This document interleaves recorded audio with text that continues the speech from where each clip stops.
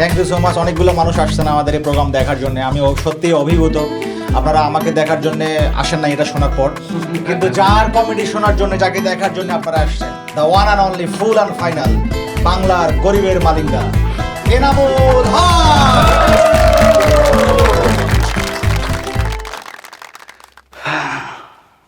ও এটা খোলা, আমি আবার ইনটেক মাল ছাড়া খাই না, কারণ আমার অনেক ইগো ভাই, বুঝছেন? মানে নর্মাল বাচ্চারা ডেলিভারি নেয় 9 মাসে, তাই না? আমি আমার এত ইগো, হ্যাঁ, আমি 7 মাসে বের হয়ে আসছি। নর্মাল বাচ্চারা ডেলিভারির পরে কি করে? কান্না করে, শ্বাস নেয়। আমি আমার ইগোর ঠেলায় কান্না করতে, শ্বাস নিতে ভুলে গেছি। তারপরে নার্স এসে আমার পাচ্ছায় থাপ্পড় মেরে কান্না করাইছে। আমার ইগো এত বেশি ভাই, আমি জন্মের পরে 17 মাস কথাই বলি না। আর ইগোর থেকে বেশি আমার রাগ হইছে যখন দেখছি আমার খাবারে বিড়ির গন্ধ। তারপরে আর একটু বড় হইছি, তখন মাঠে ক্রিকেট খেলতে যাচ্ছি, হ্যাঁ, তো ক্রিকেট মাঠেও আমার সব থেকে বেশি ইগো ছিল, কারণ ব্যাটটা আমার ছিল। মানে আমার ব্যাটিং হয়ে গেলেই আমি ব্যাট নিয়ে বাড়ি চলে যেতাম। তো একবার আমার খেলা পড়ছে গফরগাঁওয়ের হুমায়ুনের সাথে, হ্যাঁ, তো আমার ব্যাটিং শেষ, আমি ব্যাট নিয়ে বাড়ি যাইতেছি, আমার সামনে এসে দাঁড়াইছে হুমায়ুন। তারপর থেকে আর ঠিক মতো বসতে পারি না ভাই। আমি শেষ অবধি জাস্ট একটাই কথা বলছিলাম কানতে কানতে, ভাই অ্যাটলিস্ট ব্যাটের গ্রিপটা খুইলা নে। তো আমার ইগো যে এত বেশি, এটা আমার প্রথম রিয়েলাইজ করাইছে আমার গার্লফ্রেন্ড, কারণ আমার ইগোর সাইজ সম্পর্কে একমাত্র সেই ভালো জানতো।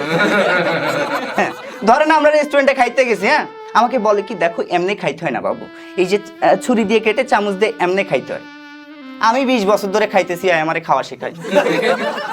আমি ভাব মেরে বলছি, ওই আমি এমনিই খাই ছোটবেলা থেকে, আমি এমনিই খাবো। ওই কি করছে, রিভেঞ্জ নেওয়ার জন্য স্যুপ অর্ডার করছে, খা, হাত দিয়ে খা।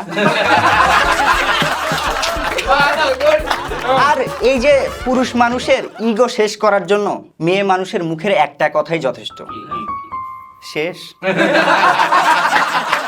তো আপনার কি মনে হয়, তারপর থেকে আমি ইগো ছেড়ে দিছি? না, আমি গার্লফ্রেন্ড ছেড়ে দিছি। একবার কি হয়েছে, আমি রাস্তা দিয়ে হাঁটতেছি, আমার সামনে এসে একটা গাড়ি কড়া ব্রেক মারছে। হ্যাঁ, আমি যে বলছি তার, এই মিয়া আপনি ঠিক মতো গাড়ি চালাইতে পারেন না? সে বলে, আমি 10 বছর ধরে এই রাস্তায় গাড়ি চালাইতেছি। তো তাতে কি হয়েছে তাতে? আমিও তো 20 বছর ধরে রাস্তায় হাঁটতেছি, তাই না? তো কি মনে হইতেছে? তারপর থেকে আমি হাঁটা ছেড়ে দিছি। সঠিক ভাবছেন, আমি হাঁটা ছেড়ে দিছি, আমি এখন গাড়িতে চলি। তো একবার আমি ট্রেনে করে খুলনা আমার হোম টাউনে যাবো, এই জন্য আমি টিকিট কাটছি। তো টিকিট কাটছি চবগির। আমি যে স্টেশনে দাঁড়াইছি, আমার সামনে এসে দাঁড়াইছে কবগি। বেসটা কেমন লাগে? আমার সামনে চবগি এসে দাঁড়াইতে পারলো না।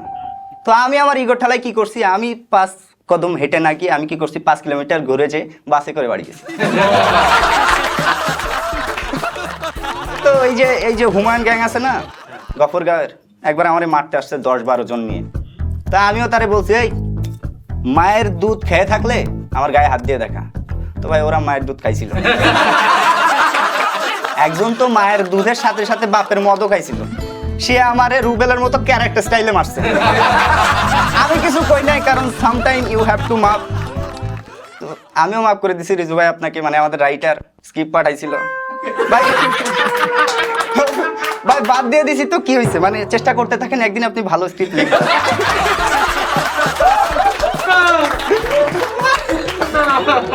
তো আমার ফ্রেন্ড সার্কেল না মাঝে মাঝে আমাকে জিজ্ঞেস করে যে, এনামুল এখান থেকে 10-15 বছর পর তুই নিজেরে কোথায় দেখতে চাস? তো ফ্রেন্ড সার্কেলের উদ্দেশ্যে বলতেছি, এখান থেকে 10-15 বছর পর আমি নিজেরে এমন একটা জায়গায় দেখতে চাই যেখান থেকে আমার ব্যাংক অ্যাকাউন্টে স্যাটিসফাইড অঙ্কের একটা টাকা থাকবে, সুন্দর সাজানো গোছানো একটা বাড়ি থাকবে, সেই বাড়িতে সুন্দর একটা ব্যালকনি থাকবে, ব্যালকনিতে 2টা চেয়ার থাকবে, হাতে 1 কাপ চা থাকবে, একটা চেয়ারে আমি বসবো আর একটা চেয়ারে আমি আমার পা রাখবো ভাই।